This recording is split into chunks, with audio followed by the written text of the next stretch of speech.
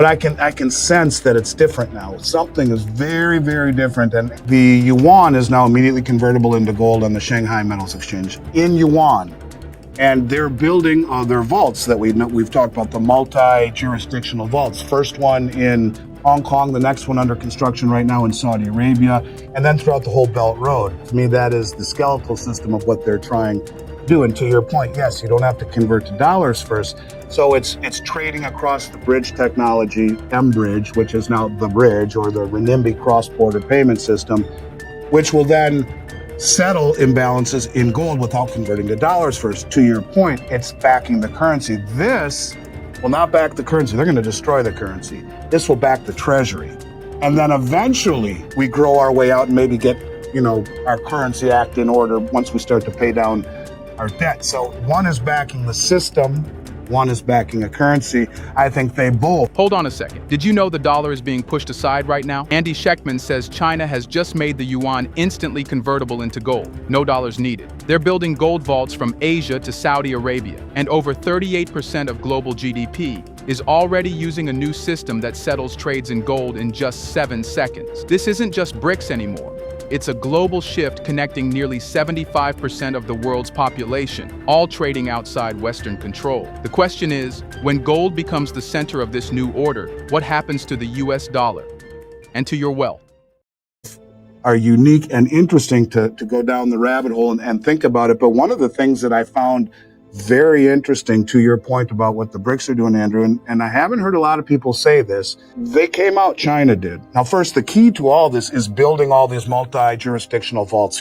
Ask Venezuela about that. When their gold was held in the Bank of England, no, we're not going to give it to you. So now you have vaults all over the place where each country will sprinkle gold amongst these vaults in theory to spread out the jurisdictional risk. But one of the things that's interesting to me is China came out about a month ago, Andrew, and said, we have connected our bridge platform, which is in essence Mbridge, to the 11 Asian countries, ASEAN, the countries in Southeast Asia. They're operational, and 5 Middle Eastern countries. Now, this represents 38% of global GDP.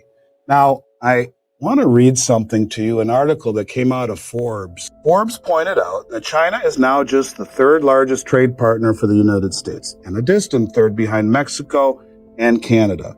In the month of May, China was less than 6% of U.S. trade, which was the lowest level in over 20 years.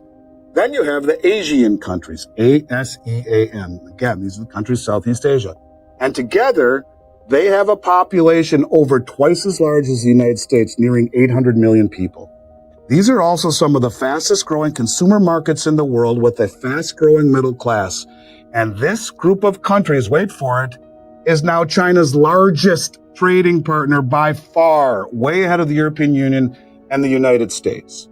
We did 6% of trading with China. They're doing almost 20%. And they're their largest trading partner. These countries in Southeast Asia are now connected to the Mbridge and settle imbalances in gold. And I said that they're going to issue it to the Belt Road Initiative.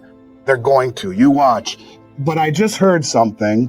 The Brics Pay, the gentleman was being interviewed, the guy that designed it, and their CEO. And he said they are right now, this is B2B, this is retail. It's like a credit card where you can spend in any of the Brics countries seamlessly, B2B or small bank to small bank, consumer to business, whatever, retail.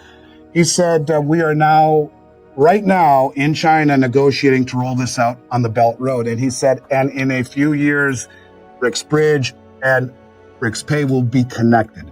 They're going to roll it out to the Belt Road, which is 155 countries, 75% of human population. They're going to roll it out to the Shanghai Cooperation Organization. They're going to roll it out to the Eurasian Economic Union. Why do I say that? Because Sergey Lavrov just came out and said, this technology settles in 7 seconds. It is free from SWIFT interference. SWIFT takes 3 to 5 days. It has a 98% reduction in fees, and we're opening it up to the rest of the world. And by the way, it's not compatible with the dollar, the pound, or the euro. They're opening up to all of these countries. So everyone focuses on the Brics. Not big enough, Andy. Not substantial enough, Andrew. Well, sorry for the language. I'm just simply saying, you now, if Lavrov says you open it up to 90% of human population, and allow them to trade outside SWIFT on a retail level and on a central bank to central bank level with imbalances settled in gold at that level through a multi-jurisdictional set of vaults. You see, when the BIS pulled the plug at the 12th hour on Mbridge, embarrassing them the way they did, say we can't be part of a technology that allows any country to sidestep Western sanctions, pretending that they just realized that Russia was the R in Brics.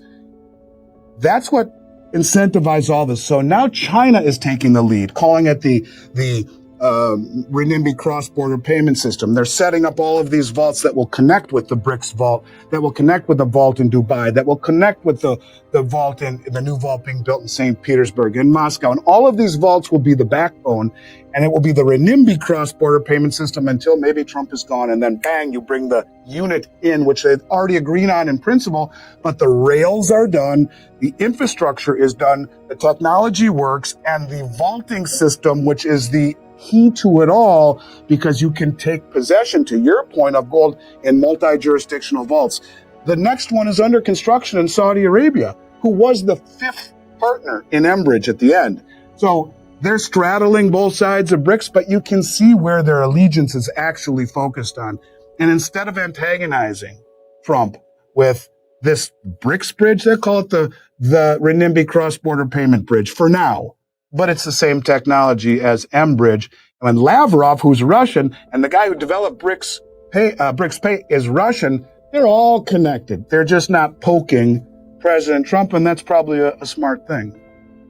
We've seen what's different now, though, is that in many of the years that I was a younger man, they would hit it and it wouldn't come back. It would get knocked down to the canvas and fall out the ring.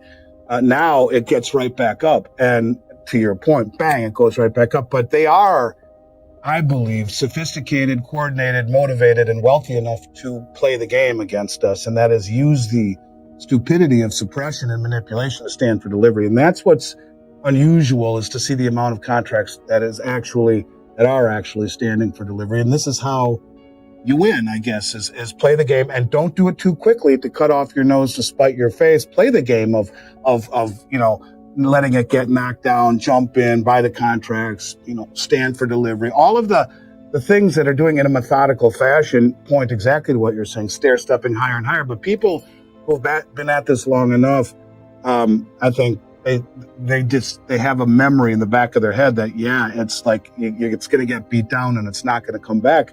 But I can sense that it's different now. Something is very, very different, and maybe it has to do with the amount of deliveries. The strength that it has after these knockdowns is extraordinary. Up $75 on Friday. So, I think you're again spot on that as well, and I think that will be the trend as we move higher. It's not going to go straight up. It's going to have volatility, but continue to have higher highs and higher lows. Would you argue that maybe they're under the cover of dark right now, buying it back? That's part of the volatility. Buying it back when they smack it down, maybe smack it down to buy it back. Maybe all the gold coming in is part of the plan. I don't know. And I think that's right. And it's weird that they haven't audited, but yet made a big deal about it. I think maybe Jeffrey Epstein is hiding inside of Fort Knox. I'm not sure. Maybe that's why they don't want to go in there. But whatever it is, they should, they brought it up and then they didn't do anything about it. And when Treasury Secretary Bessent said we want to remonetize in February the assets of the balance sheet of the U.S. government, I think someone said, Scott, what the hell are you doing, brother? Shut up. It's too soon. We have to bring all the gold back. And he backed away from it. But look at the balance sheet. Largest asset is student debt of 45%. The next asset is military. You're not monetized national land. But I think really what they're talking about is remonetizing gold. And he jumped the gun on saying it. Then, I didn't mean gold. I think someone grabbed him by the neck and said, dude, it's only February. Wait until next year when we talk about it, or much later. We got to get the gold back first. Because remember, it's just tariffs. That's why all the gold's, it's just tariffs. And everyone, I think it drives me nuts when all the talking heads say, no, the gold's coming back because of tariffs and arbitrage. Bullshit it is. It's not coming back because of tariffs and arbitrage. The amount coming back is so extraordinary. Mm-hmm. Month over month over month over month over month over month, that it is far past tariffs. And I just think that there is something big in store for the price of gold. I do. And I think it's the only way. And I think someone grabbed Trump and said, this has to happen, because it's no coincidence that since November, we've become a net importer of gold. And I guess we'll see, Andrew, but I'm very optimistic for those of us holding gold where it ultimately ends up. I think saving in dollars, you're destined to go broke. If you're not a contrarian, as Rick Rule says, you'll be a victim. And I think now, more than ever, it's important to look at gold as wealth. Wealth that the most well-informed traders in the world, forget about how wealthy they are, the central banks, the sovereign wealth funds, they're all standing for delivery. Thanks for watching and staying with us till the end. If you found this video valuable, don't forget to hit the like button. It really helps us grow. And for more content like this, make sure to subscribe and tap the bell icon so you never miss an update. Your support keeps us bringing you the truth behind the headlines. See you in the next video.